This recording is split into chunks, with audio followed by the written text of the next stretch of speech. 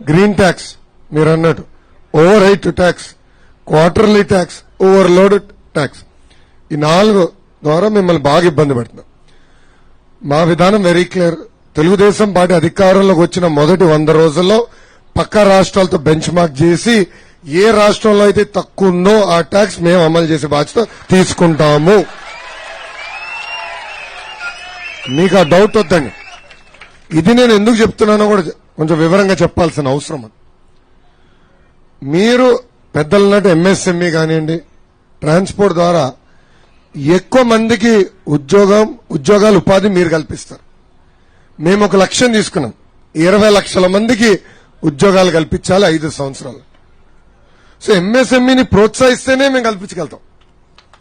పెద్ద పరిశ్రమలు ఎంత కీలకమో అదేవిధంగా ఎంఎస్ఎంఈ కూడా చాలా కీలకం. చిన్న పరిశ్రమల ద్వారానే ఎక్కువ శాతం మందికి ఉద్యోగాలు ఉపాధి కల్పించగలుగుతాం. దాంట్లో భాగంగా ట్రాన్స్పోర్ట్ రంగాన్ని మేము పెద్ద ఎత్తున ప్రోత్సహిస్తాం. దాంట్లో సెకండ్ థాట్ లేదు. టేక్ ఇట్ ఫ్రమ్ మీ గురుగారు, మొదటి 100 రోజుల్లో we will reduce the tax, bench marking చేసి ట్యాక్స్ తగ్గిస్తాం.